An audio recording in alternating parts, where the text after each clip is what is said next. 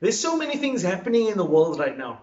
People are protesting, people are looting, people are suffering, people are dying, and the main sad thing is just like diamonds, COVID 19 is forever. Forever, ever? Forever, ever. COVID 19 has really ruined everything, especially special occasions such as funerals. So, one of our ministers came out to say that they are encouraging citizens not to attend funerals because there's a lot of hugging, touching, crying. Crying? Really? Crying. That's what happens at a funeral. You cry. And I don't know how crying affects, like, unless you're crying in someone's face, like, eh, eh, that doesn't happen at all. I don't understand. But anyways, that's what they are saying and being emotional. So if you do attend funerals, or if you're feeling emotional in public, I have the perfect thing for you. It's called the tear catcher. All you need to do is have a mask and it catches your tears. The product is so good that even the president himself is using the tear catcher. Speaking about being emotional, our next guest is a legend at bringing the emotion through his music. My good friend, he's an amazing artist, amazing person, absolutely incredibly talented, all the way from the third greatest city in the world, Durban, South Africa. Uncle Ross Charles and I have the privilege and had the privilege of having a conversation with him, and this is what he has to say. Uncle Ross Charles, how are you doing, sir? Uncle E, I am doing fantastically well. It's so lovely to hear from you. Awesome. Thank you so much for sparing your time, and the people of Port Elizabeth really appreciate it, and I do as well.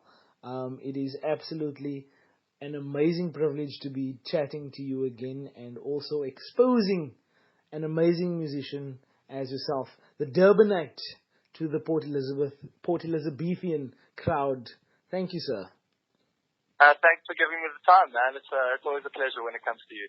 Awesome. Thanks so much. So, let's just dive into it. Why specifically the voice essay? So, I think I'd given a lot of thought to it before I'd gone on, but I think I've watched a lot of The Voice USA and the first 2 seasons of the Voice essay, and I don't know, there's so much prestige behind the show, and it just seemed like a natural choice to pick it, as well as the format. I really enjoyed the format of the show, so I don't know, that's where my heart lay. That's awesome.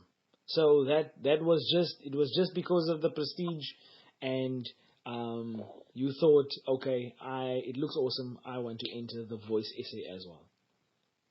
Yeah, I mean, we're all professional musicians, and you want to go somewhere that's going to challenge you, and I looked at the way the competition was run and the show was run, and it just seemed like it was really going to ask a lot of me as an artist. And I don't know, I was really down for that challenge. Awesome. Speaking about challenges, and what were your expectations regarding the voice essay in terms of schedule, the people, the activities?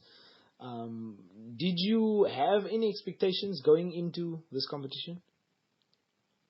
I had some expectations of the workload. I had assumed with any show of this nature, it was going to be a lot of work. Yeah. I don't think I was ever fully prepared for how much work goes in behind the scenes. Yes. But it was daunting, and it was definitely very challenging. There was so much to do, as you know. But I definitely had some expectations, but never that much. Okay. You know what? For our listeners who don't really know Ross Charles generally speaks a lot. And I just generally speaks a lot, and he has a lot of experiences and stories to share. So this particular question is one of my favorite questions to ask. And I know that you have so many stories to share with our audience and our listeners. Now, is there a particular experience or story, whether funny or serious, that happened to you at The Voice SA that nobody else knows that you can share with us? I think the funniest story I have, because I don't feel like being too serious, was okay. So basically, being from Durban, Yes. we're used to a certain kind of climate and temperature that exists throughout the year, winter included. So in preparation for the live shows, I worked out that I was going to be in Joburg for winter, and it might get a little bit chilly. So I packed all my jackets and got on the plane, and I landed in Joburg, and to my surprise, it was a lot colder than I thought it was ever going to be, and I was never prepared for that kind of temperature. So for the entire top 16 period of the show, and I think you'll remember it, I was walking around like an absolute diva with the net fur coat on for everything. I think even in some of my behind-the-scenes interviews. But yeah, that was probably my funniest story, was having to walk around in a coat for several weeks. Yeah, that was. I think that was the most amazing coat I've ever seen anybody wear. Oh my and goodness. The coolest. Oh, it was a hell of a thing. I had to give it back when I got home though, and I miss it to this day. Oh, that's so sad, man. The swagger was like just dripping off. Absolutely. Yeah, I had to compete with Ricky. Oh my goodness. No, thanks so much for sharing, Uncle Ross. Now, I know that for everybody, there are challenges to every opportunity or with every opportunity. So I want to ask you, what was your greatest challenge you had? I think it was a very challenging show. I think as everyone would expect, there's so much being asked of you, being on that kind of platform and having to perform at that kind of level. But for me, I think the biggest challenge was the isolation. You know, being away from friends and being away from family, being cooped up in a hotel with 16 people that you see every day.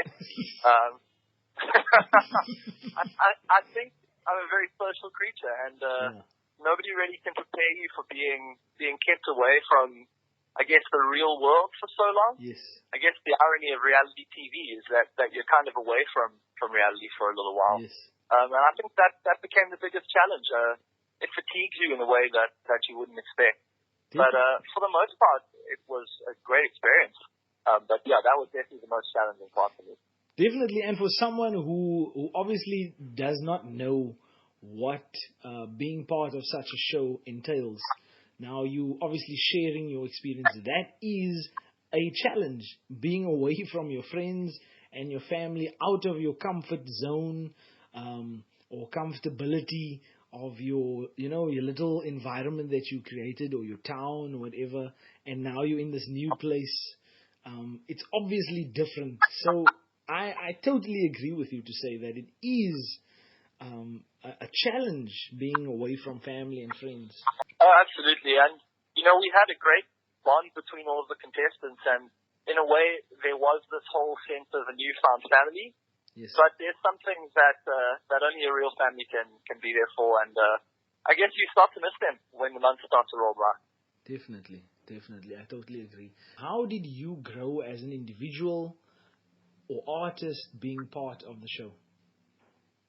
Oh, absolutely. I mean, the show just forces you to grow so much, being out of your comfort zone and being around such a heavily talented group of musicians.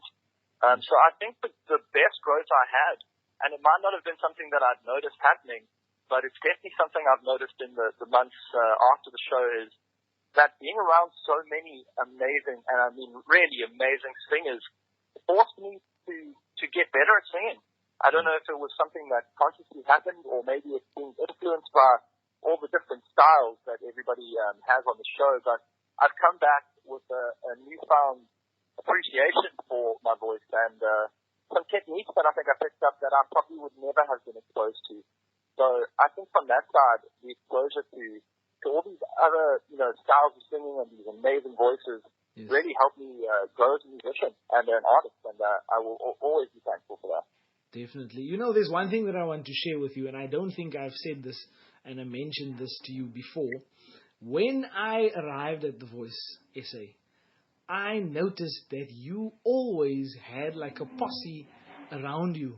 Like you always had an entourage. You had a group of people always surrounded, or you were surrounded by a group of people. And for me, it was intimidating looking at you, and everybody would always be listening to you. Everybody would always be around you.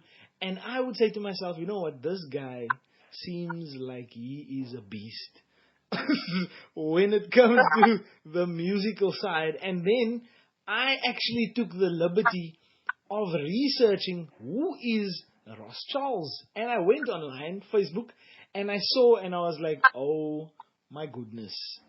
Oh my goodness. It's done. It is done for me. I don't know. I don't know what to do. I'm just gonna do my best, but this guy is absolutely amazing. I had no idea that you did that. That was very sneaky.